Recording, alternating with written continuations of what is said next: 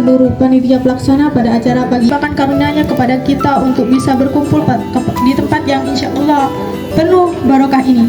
Salawat serta salam tak lupa kirahkan sampah yang berserakan di pesisir pantai. Dan bagaimana mengatasi sampah-sampah tersebut dengan dan edukasi pengelolaan sampah di pesisir pantai. Untuk diketahui, Desa Legung Timur ini 75% itu wilayahnya pesisir. Jadi saya sangat senang sekali dengan adanya kegiatan ini agar masyarakat di sini bisa mengetahui cara mengelola sampah yang mungkin masih kurang baik ya, kurang mengetahui mungkin di daerah pesisir. Jadi dengan adanya kegiatan ini nantinya bisa lingkungan di Desa Legung Timur ini tetap terjaga dengan baik. Kebersihan lingkungan itu seharusnya dimulai dari sejak dini, dibiasakan untuk membuang sampah pada tempatnya.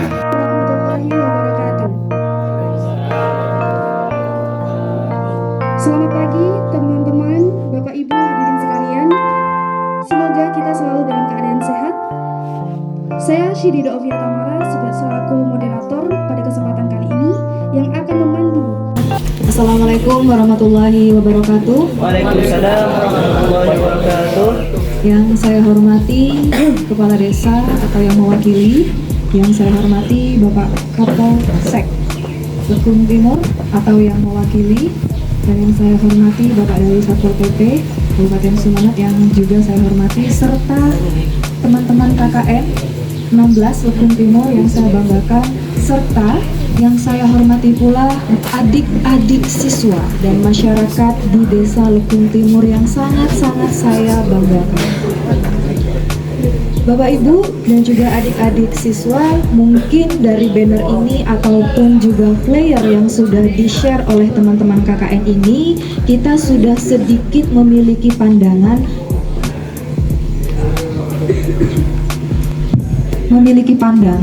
apa yang nantinya akan kita bahas bersama sesuai dengan headline dalam banner ini, yaitu Temu Sapa bersama pelajar dan juga masyarakat di Desa Legung Timur. Kalau kita temu sapa artinya kegiatan ini atau acara ini kita kemas dalam sebuah momen yang lebih easy going, kemudian lebih merakyat. Jadi jangan terlalu terbebani ya adik-adik siswa. Misalnya ada yang ingin ditanyakan, bisa melalui moderator ketika nanti diperkenankan untuk sesi tanya jawab. Kemudian kita sharing-sharing aja permasalahan apa yang nantinya dihadapi ataupun yang sudah dihadapi oleh masyarakat di Desa Legung Timur. Dari grand tema yang diusung oleh teman-teman mahasiswa KKN 16, di sini ada pengoptimalan dan edukasi pengelolaan sampah di pesisir pantai Desa Legung Timur. Sampah dan juga pengelolaannya. Seperti apa caranya yang efektif biar ini sesuai dengan peraturan perundang-undangan. Sebagaimana Perpu Cipta Kerja yang sudah disahkan tahun 2023, saya mengambil subtema, jadi pengelolaan sampah pesisir pantai berbasis kewirausahaan yang berkelanjutan sebagai bentuk implementasi Perpu Cipta Kerja. Dari subtema yang saya pilih, saya rasa ini sangat pas untuk digunakan mengingat undang-undang ini sudah diketok palu oleh Mahkamah Agung. Jadi di sini sudah diresmikan juga oleh Presiden Joko Widodo bahwa Perpu peraturan pemerintah pengganti undang-undang ini mengiakan atau memberikan perubahan terhadap Undang-Undang PPLH nomor 32 tahun 2009. Apa sih perbedaan antara perubahan undang-undang di dalam ini yang dikemas melalui metode Omnibus Law? Nah, ini pembahasannya mungkin agak membingungkan ya adik-adik siswa. Biar tidak semakin bingung, saya buat 3 skop pembahasan dulu deh. Biar lebih terarah, kemudian biar lebih terperinci, dan ada hasilnya nih pembahasan kita. Yang pertama, kalau kita berbicara masalah pengelolaan, kemudian pengolahan, bahkan pada akhirnya nanti kita berbicara masalah pelestarian lingkungan, pastinya di sini kita berbicara masalah bagaimana solusinya. Yang pertama, saya nanti akan membahas masalah nilai ekonomis dari sampah. Jangan tendensinya itu buruk bahwa sampah itu adalah sesuatu hal yang sudah dibuang, tidak terpakai, tidak bisa didaur ulang, kemudian sampah itu sudah tidak ada nilai ekonomisnya. Ternyata sampah itu memiliki nilai ekonomis, sampah jenis apapun. Kemudian yang kedua, skop yang kedua adalah keberlanjutan lingkungan di pesisir pantai. Sustainable Development, Environmental Sustainable Development kita akan bahas di sini sesuai dengan asas-asas di dalam UU PPLH yang dilanjutkan di dalam Perpu Cipta Kerja. Kemudian yang ketiga, di sini ada Implementation of Perpu Cipta Kerja. Nah, dari 3 scope of discussion kita pada siang hari ini, nanti teman-teman bisa menyimak kemudian menyiapkan pertanyaan-pertanyaan yang relevan dengan materi kali ini, atau pertanyaan-pertanyaan yang nanti bisa atau mampu disampaikan kepada orang tua atau saudaranya atau tetangganya. Apa sih hasilnya adik-adik menghadiri pada acara KKN di Balai Desa Lekung Timur? Kemudian apa sih pembahasan yang dibahas? Sampah kok dibahas? Sampah kan ya udah tinggal dibuang, didaur ulang, selesai. It's not sesimpel itu, nggak sesimpel itu. Jadi banyak pembahasan yang perlu kita kaji ulang, khususnya dalam perspektif hukum lingkungan, ya teman-teman. Jadi di sini ada 3 landasan, ya sebagai orang hukum ya. Jadi saya memiliki ataupun menggunakan 3 landasan. Yang pertama ada landasan filosofis, landasan yuridis, dan yang terakhir ada landasan sosiologisnya. Sepertinya tidak komplit ya kalau orang hukum itu tidak menggunakan landasan, apalagi landasan yuridis. Salah satu landasan yuridis yang saya gunakan adalah Perpu Cipta Kerja, sebagaimana berisi tentang perubahan-perubahan dalam UU PPLH nomor 32 tahun 2009, khususnya di pasal 22. Adik-adik dan juga ibu-ibu masyarakat dan juga bapak-bapak masyarakat di Lekung Timur, ada beberapa landasan. Yang pertama, pasal 28H ayat 1 Konstitusi Undang-Undang Dasar 1945 menyatakan bahwa setiap orang itu berhak untuk hidup sejahtera, lahir dan batin, bertempat tinggal, dan juga mendapatkan penghidupan yang layak, sehat, serta berhak memperoleh pelayanan kesehatan. Konstitusi sudah menjamin itu, menjamin keberlangsungan lingkungan yang sehat. Kemudian ada banyak sekali landasan-landasan yuridis ataupun dasar hukumnya. Di sini saya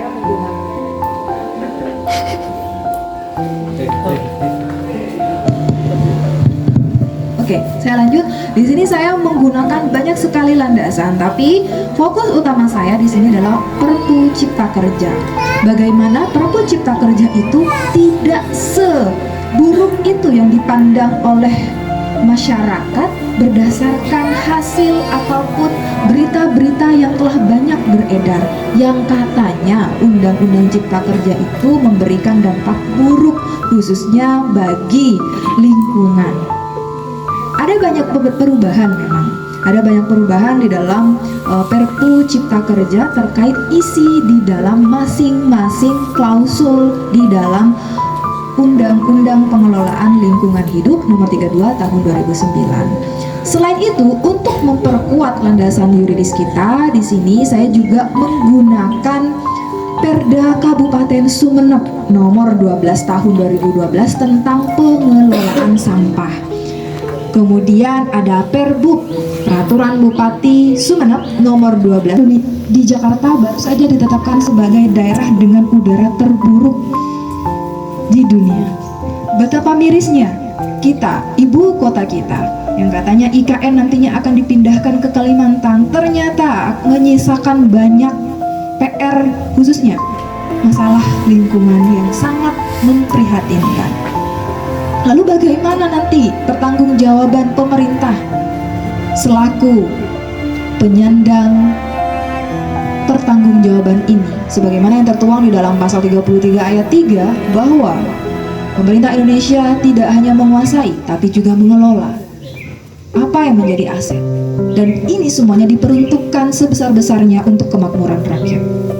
Itu sudah jelas termaktub di dalam pasal 33 ayat 3 UUD 1945. Nah, di sini kemudian saya mengambil satu sampel ataupun contoh, ya, di tahun 2021 175 ton per hari. Hanya 7,5%-nya itu didaur ulang dan dijadikan kompos, 10% ditimbun, 5% dibakar, sisanya terakumulasi di TPA, tempat pembuangan akhir. Nah, bagian dari senyawa hidrokarbon, dan ini merupakan komponen utama dari gas alam, sehingga ini bisa menjadi gas metana. Apa sih itu gas metana? Gas metana ini merupakan, ada yang tahu? Mungkin di sini ada jurusan IPA, geografi, IPS. Ya, gas metana ini adalah sebuah senyawa yang memproduksi bahan-bahan aktif untuk menurunkan tingkat keberfungsian dari tanah. Jadi tanah itu sudah tidak subur lagi. Karena apa? Karena terakumulasi di Cimahi. Kasus ledakan gas metana ini terjadi di Cimahi tahun 2005. Dan ini merupakan kasus terbesar selama ini, sepanjang ini, karena adanya kasus ledakan gas metana ini. Nah, kita belajar dari itu, dan 2 hari yang lalu di Jakarta. Lalu korelasinya apa, Ibu, dengan sampah yang ada di pesisir pantai, ya kan? Sampah yang ada di pesisir pantai itu ada 2. Yang pertama, jenis sampah di kawasan pantai itu dihasilkan dari aktivitas wisata, dan yang kedua, sampah itu adalah bawaan dari laut. Lalu bagaimana kemudian kita membahas tentang nilai ekonomis dari sampah yang berasal dari aktivitas wisata itu dengan sampah yang berasal dari bawaan laut tersebut. Jadi di sini Kementerian Lingkungan Hidup dan Kehutanan KLHK di tahun 2019 itu mencatat bahwa Indonesia memproduksi 67,8 juta ton dalam setahun.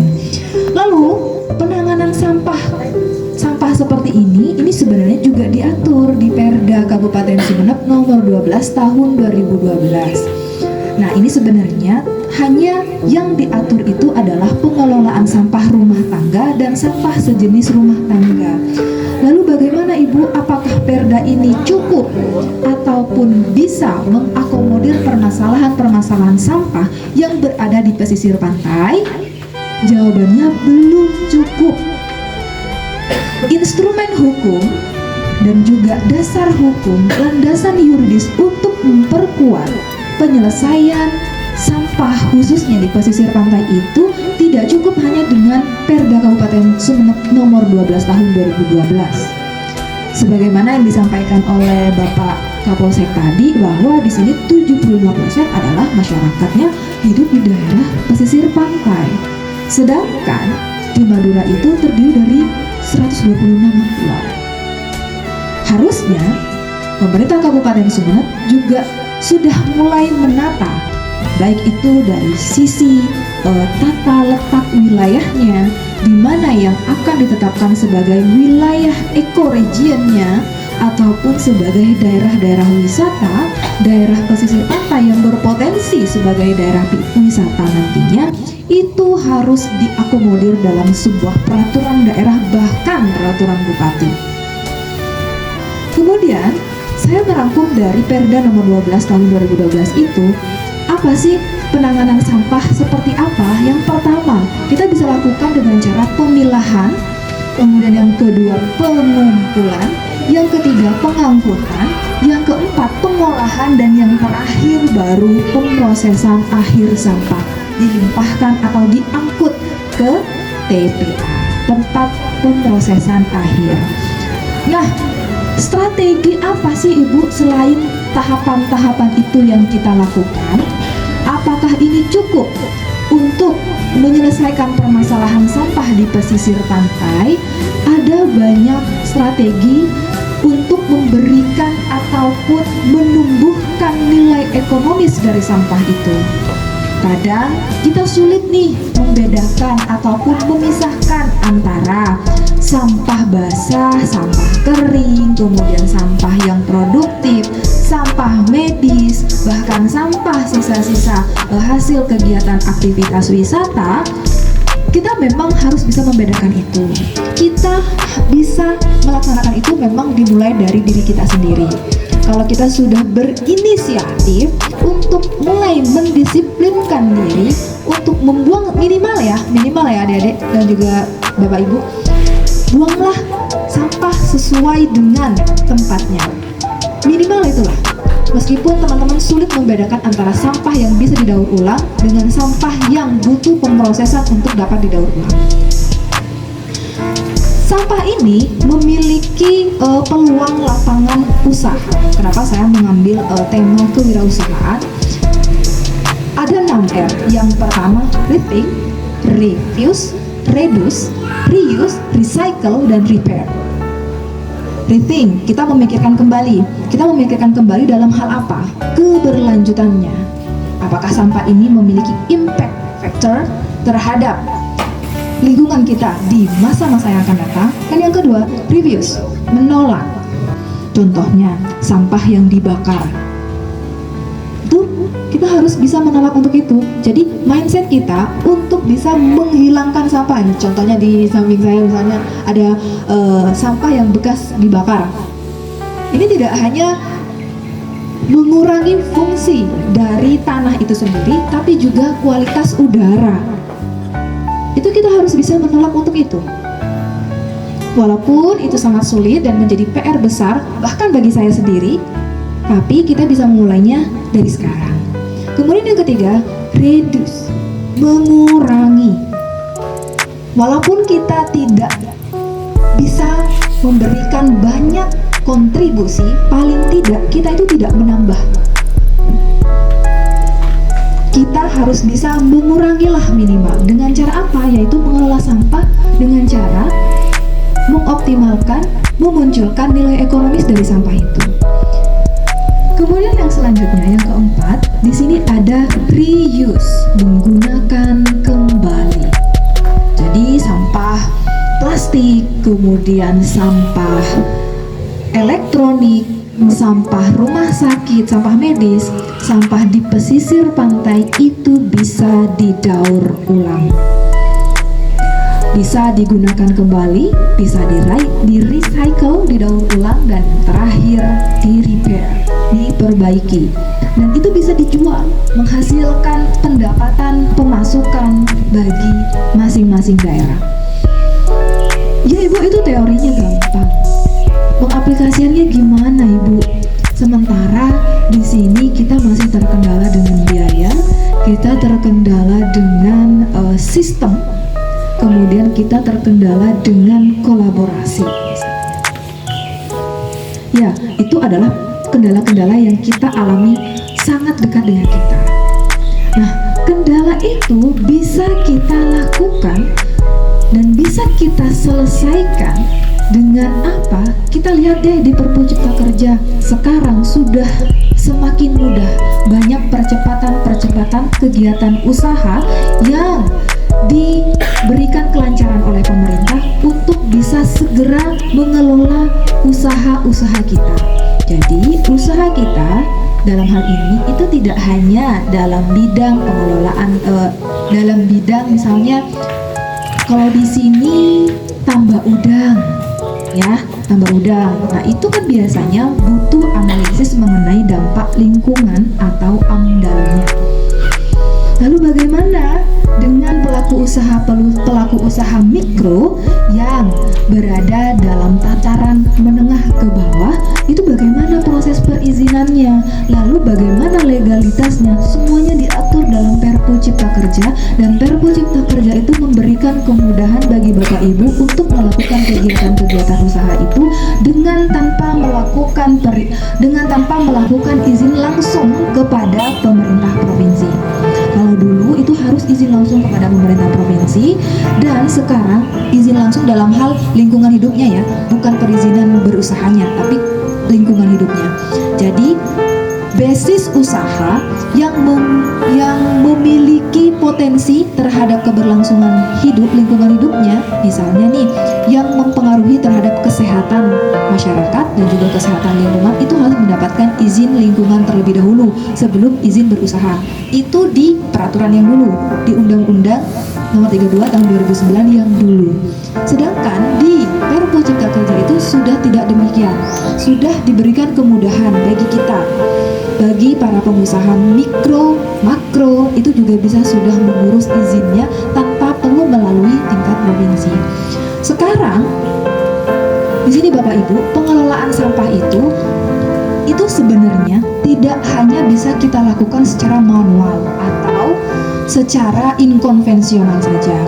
Kita lihat nih sekarang, kita kan biasa nih ya sudah menggunakan Shopee, kita sudah biasa menggunakan teknologi informasi, kita sudah biasa menggunakan marketplace yang memudahkan kita dalam melakukan transaksi jual beli.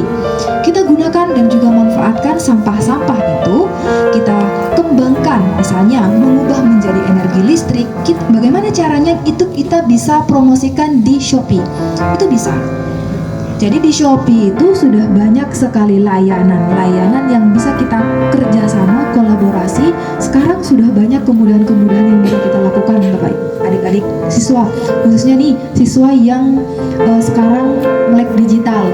Nah, teman-teman milenial seperti saat sekarang ini, saya rasa sudah tidak asing lagi dengan percepatan teknologi informasi dan juga transformasi digital, mengubah menjadi energi listrik. Sudah banyak sekali informasi di media sosial, informasi di media cetak, media elektronik, bahwa anak SMA pun juga sudah bisa mengubah energi menjadi tenaga listrik dari sampah. Itu bisa diubah menjadi energi listrik. Kemudian bisa membuat juga bahan pembuat aspal dari plastik kresek. Kemudian potensinya, kemudian rules of the game-nya, kemudian apa yang diharapkan oleh peraturan perundang-undangan, khususnya di dalam Undang-Undang Perpu Cipta Kerja. Nah, untuk teknis bagaimana pembuatan aspalnya dan lain sebagainya, itu mungkin adik-adik mahasiswa bisa mendemonstrasikannya. Misalnya nih dari teknologi hasil pertanian. Nah, itu sampah-sampah pertanian itu bisa didaur ulang. Kemudian ada daur ulang sampah, mobil bertenaga sampah, bahkan bahan bakarnya itu dari sampah. Kemudian pengelolaan sampahnya, ada prototipe aplikasi jual beli sampah. Jadi banyak sekali sekarang aplikasi yang sudah dibuat sendiri oleh masing-masing person. Jadi ada komunitas pengelolaan sampah tertentu itu buat aplikasi sendiri, buat sebuah aplikasi. Nah, aplikasi itu di dalamnya transaksi jual beli sampah, kemudian pengelolaan sampah, pelaporan sampah itu bisa digunakan. Nah, jadi itulah nilai ekonomis dari sampah. How to solve the problem? Bagaimana penyelesaian masalah? Ada 5 aspek di sini yang bisa saya rangkum dari apa yang menjadi nilai ekonomis dari sampah itu. Dari aspek hukumnya masuk, kemudian aspek kelembagaannya masuk, aspek pendanaan, sosial budaya, bahkan teknologi. Tadi secara garis besar sudah saya sampaikan bahwa aspek teknologi itu juga menjadi salah satu faktor dalam hal penyelesaian masalah sampah.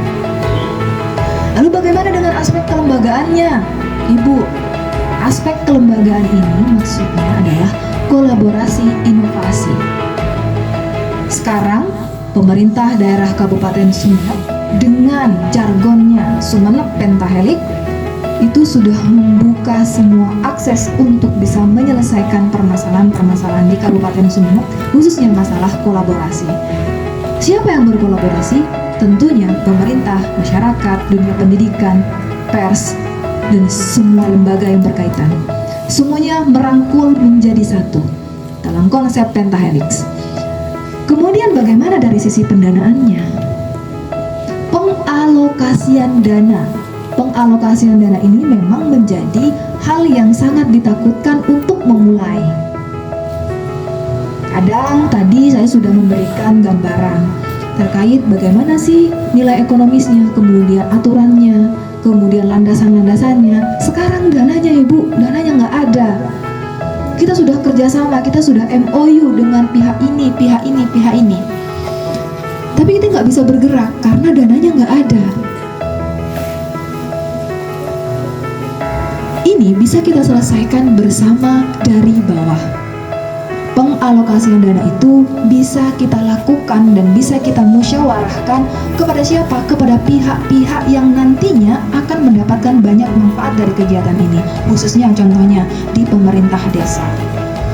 Selain itu, kalau pemerintah desa, misalnya pemerintah desa itu juga masih keberatan masalah dana, artinya memiliki tanggung jawab juga di masalah-masalah yang lain, sehingga pengalokasian dana untuk penyelesaian sampah ini masih belum ada, kita memiliki karang taruna di sini.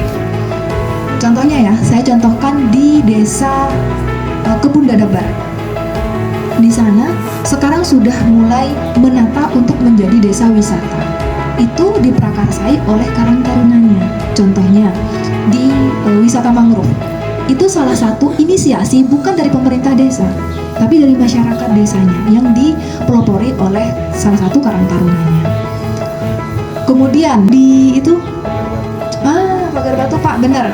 Itu juga diinisiasi bukan dari pemerintah desa, tapi dari urunan. Dan sekarang sudah mulai ada wisata-wisata yang lainnya. Dan pemasukan dana itu juga dikelola oleh mereka. Jadi tidak sepenuhnya nantinya itu dikelola oleh desa. Tergantung bagaimana nanti pemerintah desa itu bisa mengakomodir untuk penyelesaian pengadministrasian permasalahan-permasalahan, khususnya misalnya di masalah pariwisata, dan kalau ini masalah-masalah pengelolaan penyelesaian sampahnya.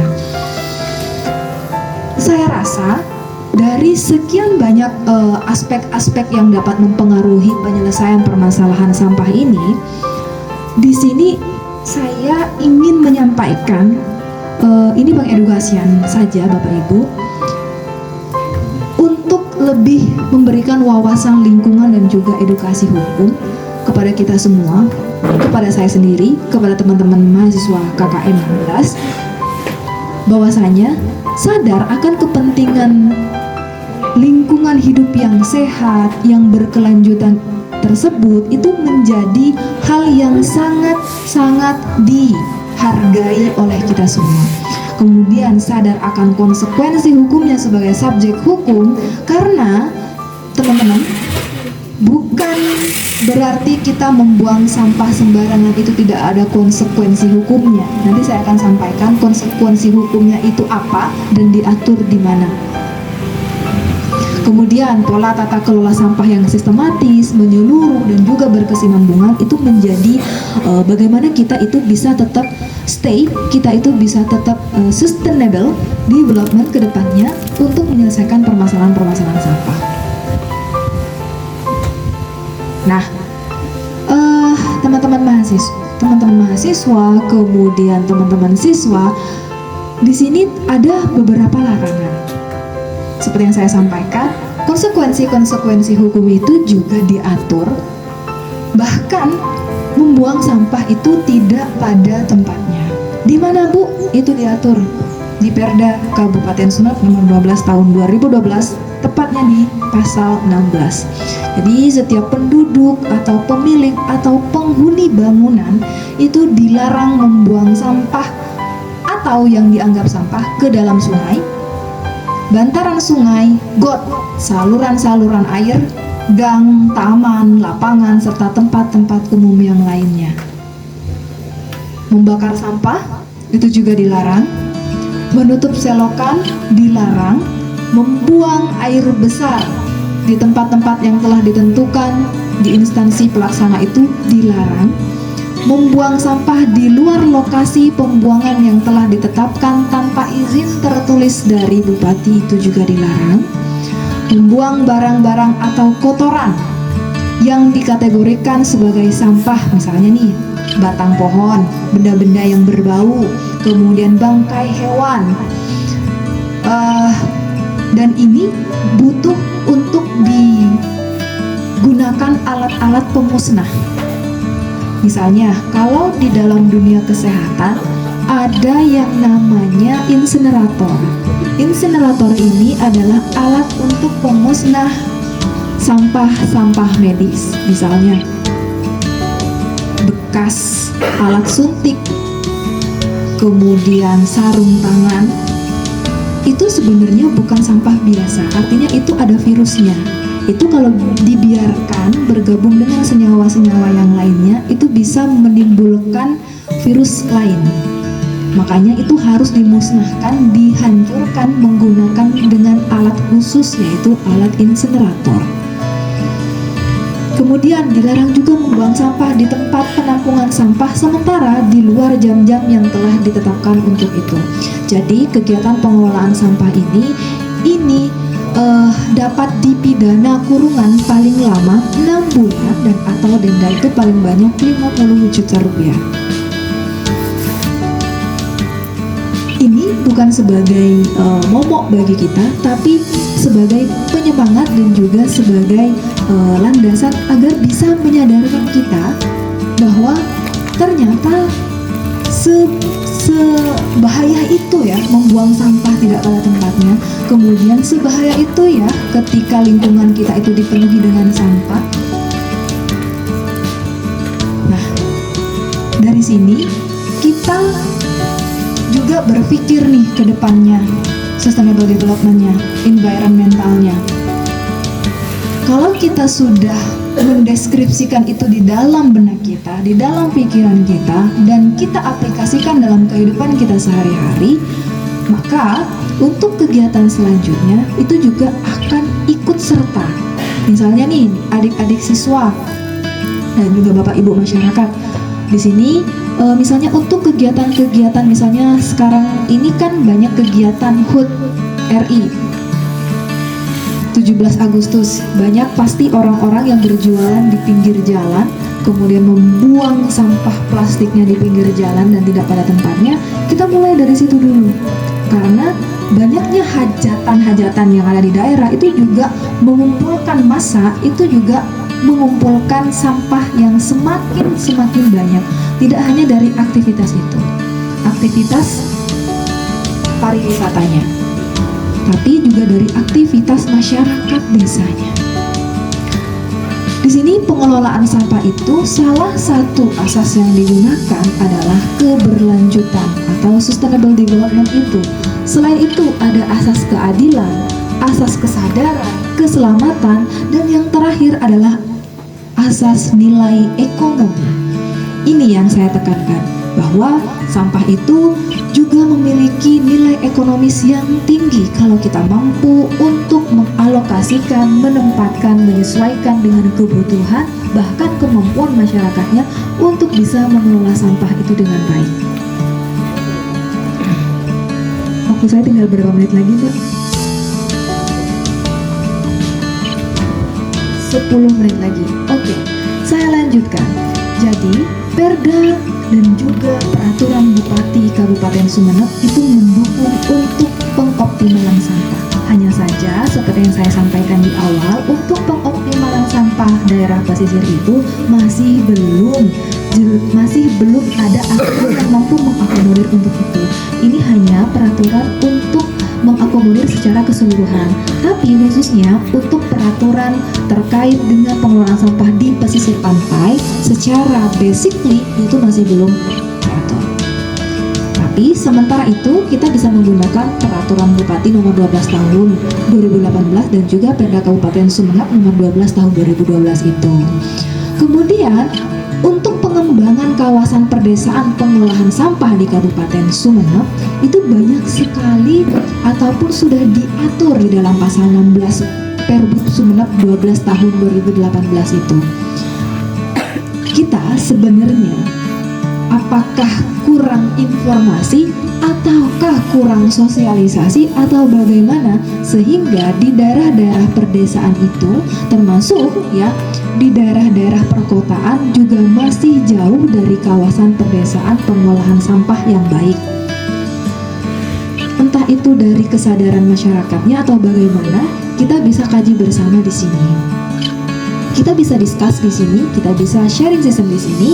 Kemudian untuk pengelolaan kawasan perdesaan pengolahan sampah itu bisa dimulai dari pembangunan infrastrukturnya, kemudian sarana penunjangnya seperti alat angkutannya, kemudian gudang dan lain sebagainya, pengelolaan kawasan perdesaan sampah ini, dan juga pengelolaan kawasan perdesaan yang didukung oleh tenaga kerjanya, sumber daya manusianya, SDM-nya, lagi-lagi SDM-nya Bapak Ibu dan juga adik-adik siswa. Kalau kita sudah menanamkan itu di benak kita, saya rasa ini bukan menjadi hal yang berat lagi, sama-sama dipikul, artinya sama-sama memikul beban yang sama. Artinya permasalahan ini nantinya akan berangsur teratasi dan membaik. Paling tidak kita, teman-teman KKN 16 Universitas Wiraraja ini mencoba untuk memberikan jawaban atas permasalahan-permasalahan yang terjadi di Desa Lekung Timur, khususnya di pesisir pantai, masalah sampah. Karena seperti yang telah disampaikan saya di awal tadi, bahwa sampah itu memiliki banyak nilai ekonomisnya yang mampu untuk mendukung perekonomian desa. Contoh seperti tadi masalah teknologinya ya. Misalnya nih KKN 16 ini berhasil untuk membuat aplikasi pengelolaan sampah. Itu bisa dihakikan hak kekayaan atas intelektual. Apa itu? Itu adalah aset Bapak Ibu. Jadi di dunia hukum itu, aset itu tidak hanya berupa tanah, tidak hanya berupa perusahaan, tidak hanya berupa pasar modal atau bursa efek. Tapi aset itu juga bisa berupa hak atas kekayaan intelektual. Jadi apa yang menjadi prakarsa kita itu bisa diperjualbelikan ternyata. Seperti saya misalnya, seperti yang disampaikan oleh moderator, saya menulis buku, saya dapat royalti dari itu, karena itu sudah menjadi hak kekayaan intelektual dari saya. Saya menjual karya saya juga mendapatkan royalti, dan itu berlaku seterusnya Bapak Ibu. Sama kayak orang pencipta lagu itu dapat royalti seterusnya, dan itu bisa diwariskan. Itu juga saya bisa dijadikan sebagai bahan untuk berwirausaha. Ternyata wirausaha itu bisa dihakikan, bisa dijadikan sebagai hak kekayaan intelektual. Logo, kita menciptakan logo itu bisa dihakikan. Jadi setiap orang yang akan menggunakan brand kita, logo kita itu harus bayar. Semuanya bisa dibisniskan dan semuanya didukung oleh Perpu Cipta Kerja. Bahkan Perpu Cipta Kerja itu sudah mempermudah akses untuk bisa meyakinkan bagi masyarakat pelosok khususnya yang ingin melakukan percepatan dalam berwirausaha yang memiliki dampak terhadap lingkungan, agar bisa melaksanakan kegiatan usahanya itu tanpa melakukan upaya perizinan terhadap lingkungan terlebih dahulu, dan itu bisa disusulkan atau bahkan itu tidak perlu melalui provinsi, tapi itu bisa langsung di kabupaten. Itu materi dari saya. Mungkin kita nanti lanjutkan ke sesi tanya jawab atau sesi diskusi. Saya serahkan ke moderator. Assalamualaikum warahmatullahi wabarakatuh. Terima kasih.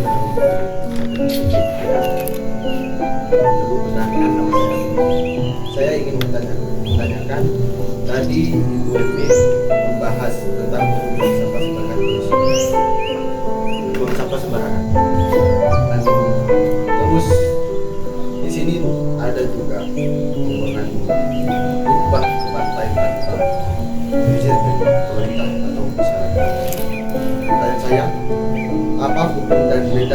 dampak bagi masyarakat tersebut dalam pemasukan. Bagaimana?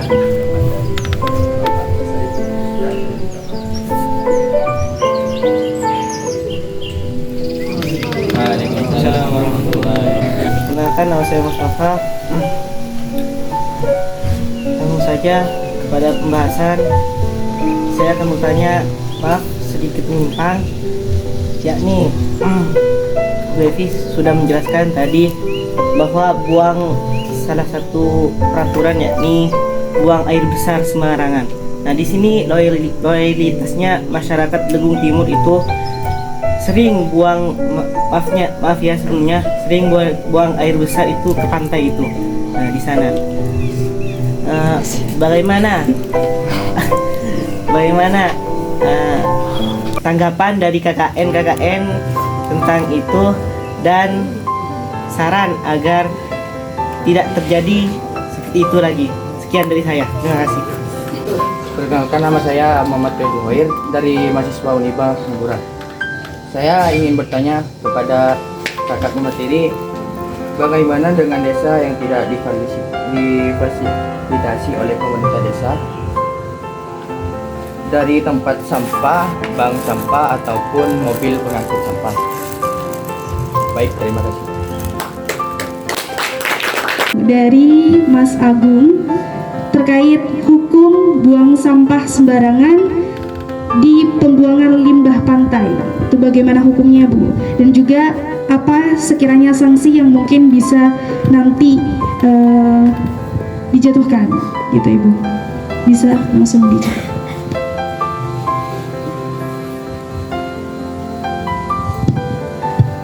Oke, terima kasih pertanyaannya Mas Agung ya. Mewakili masyarakat berarti? Ya, oke. Apa hukumnya membuang limbah ke daerah pesisir ataupun kawasan pantai? Jadi berdasarkan UU PPLH sebagaimana yang dirubah oleh Perpu Cipta Kerja bahwa setiap orang itu diperbolehkan untuk membuang limbah ke media lingkungan hidup dengan syarat. Yang pertama, memenuhi baku mutu lingkungan hidup. BMLH-nya itu harus terpenuhi dulu. Yang kedua, mendapat izin dari Menteri Gubernur dan juga Wali Kota sesuai dengan kewenangannya. Lalu bagaimana Ibu konsekuensi hukumnya, dampaknya, dan juga sanksinya gitu ya. Sanksinya ketika baku mutu lingkungan hidup ini tidak terpenuhi, tapi orang tersebut, pelaku tersebut tetap melakukan pembuangan limbah ke daerah pesisir pantai. Nah, di sini saya jelaskan juga bahwa di dalam ilmu hukum itu kita tidak hanya selesaikan permasalahan itu dalam ranah pidana, tapi kita bisa selesaikan dengan permasalahan keperdataan dan juga administrasi negaranya. Kita lihat dulu permasalahannya, apakah memenuhi unsur-unsur pidana, dalam hal ini mencakup nyawa orang banyak, dan unsur-unsur pidana kesengajaan dan lainnya, dan itu termasuk dalam pertanggungjawaban pidana. Kemudian kalau itu masalah dengan perjanjian, kemudian kesepakatan, wan prestasi dan lain sebagainya, itu termasuk ke dalam pertanggungjawaban hukum dalam ranah perdata.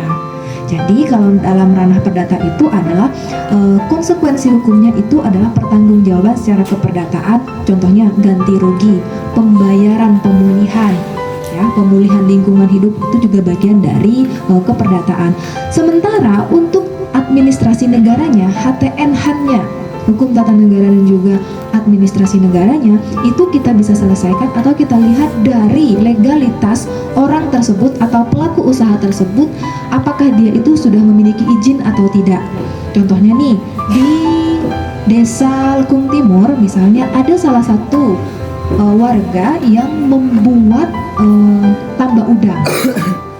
Contohnya, tambak udang ini, limbah tambak udang ini kan berbahaya terhadap lingkungan pesisir, pantai, dan juga lingkungan sekitar.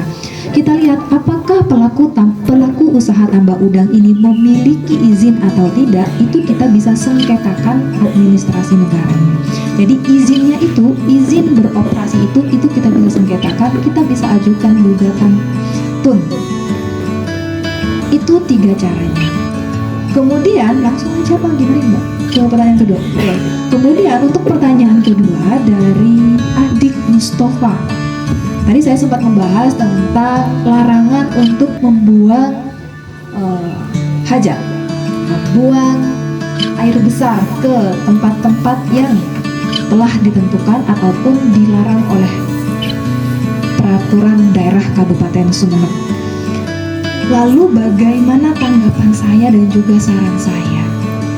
Sementara masyarakat di Desa Lekung Timur itu semuanya masih belum terfasilitasi untuk MCK-nya.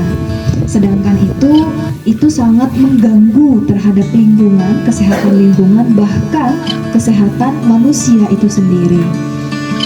Salah satu solusi yang bisa dilakukan adalah dengan cara pengangkutan, pengolahan, dan juga pemrosesan akhir itu.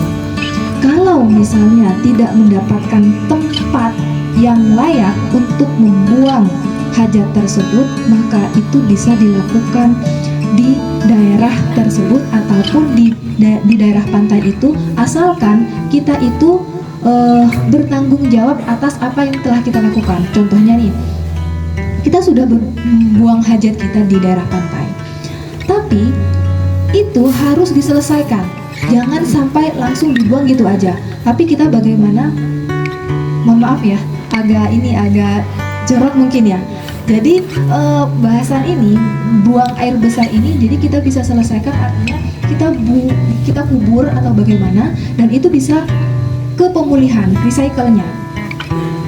Jadi tidak berdampak lagi kepada udaranya yang mungkin memiliki bau yang sangat menyengat dan lain sebagainya. Itu bisa kita yang menyelesaikan permasalahan kita, karena kan kita nih yang membuang hajat itu.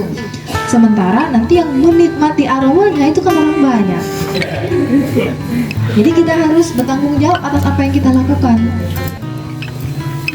Kemudian pertanyaan yang ketiga dari Mas Muhammad dari Uniba, bagaimana dengan desa yang tidak difasilitasi oleh pemerintah desa terkait hal pengelolaan sampahnya itu kan ya? Seperti yang saya sampaikan di awal, ini adalah permasalahan yang cukup signifikan, yaitu masalah dana. Nah, saya tadi sudah memberikan contoh dan juga memberikan pandangan bahwa pengalokasian dana itu, perolehan dana itu bisa kita dapatkan dengan cara kolaborasi dari apa yang kita bisa berikan terhadap masyarakat desa itu, khususnya masyarakat desa yang menjadi sasaran atau mitra sasaran. Misalnya nih, mitra sasaran kita di daerah Lekung Timur itu adalah usaha UMKM-nya. Misalnya di sana ada usaha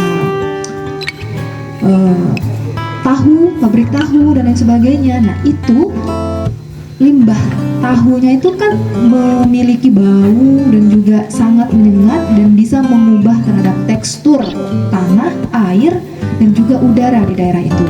Nah, kemudian kalau kita ingin berusaha untuk mencoba membantu bagi pelaku usaha itu agar limbah sampahnya itu tidak disalurkan kepada jalur air, misalnya saluran air yang mengarah ke sungai atau saluran air yang mengarah ke pantai, itu kita bisa kolaborasikan dengan siapa? Kita bisa kolaborasikan, misalnya nih pemerintah desa sudah angkat tangan, tidak punya biaya untuk itu, kita bisa melakukan upaya itu dengan banyaknya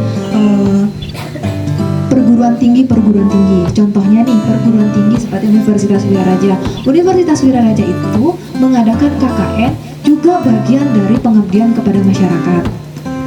Dosen pun juga melaksanakan pengabdian kepada masyarakat 1 tahun 2 kali. Nah, pengabdian kepada masyarakat itu kita lakukan dalam rangka untuk menyelesaikan permasalahan-permasalahan yang ada di desa. Kalau saya sudah bermitra dengan Desa Lekung Timur, artinya Desa Lekung Timur itu sudah menjadi desa binaan, maka saya akan berupaya untuk sesuai dengan keilmuan saya. Jadi misalnya nih, saya basicnya adalah di antropologi hukum, di sosiologi hukum, kemudian di permasalahan-permasalahan advokasinya. Nah, saya berusaha untuk menyelesaikan dari sisi itunya. Nah, dana pun itu bisa saya berikan berdasarkan hasil pendanaan internal, dana eksternal, itu semuanya bisa kita gunakan. Makanya banyak-banyak berkolaborasi. Makanya di sini saya juga butuh mitra untuk melaksanakan pengabdian saya kepada masyarakat, untuk melaksanakan penelitian saya di dalam masyarakat itu. Dana itu bisa saya salurkan. Kebetulan untuk saat ini saya sudah pernah melakukan pengabdian di Desa Karangcempaka, kemudian di Desa Lobuk. Nah, ketika itu sudah kita bekerja sama dan itu ada hasilnya, itu pasti akan berkelanjutan, Mas. Itu akan berlanjut terus menerus. Contohnya di Lobuk nih, di Lobuk sudah mulai ada bank sampahnya. Itu juga hasil dari kerjasama semua pihak. Salah satunya adalah lembaga pendidikan. Lembaga pendidikan juga sebagai pengarah, dan yang bertanggung jawab di sini adalah pihak pemerintah desanya. Di sini kita memberikan edukasi dari sisi hukumnya, dan juga misalnya kalau dari sisi penyelesaian sampahnya dari teknologi hasil pertanian, itu bisa juga masuk di situ. Kita berupaya untuk menyelesaikan permasalahan-permasalahan itu melalui kolaborasi. Jadi apa ya? Jangan jadikan ini sebagai hambatan untuk memulai. Gitu. Banyak desa-desa yang awalnya masih menata juga, tapi pada akhirnya juga bisa stand up. Itu mungkin tanggapan dari saya, atau ada feedback dari teman-teman yang sudah bertanya, saya persilahkan lagi. Kemudian.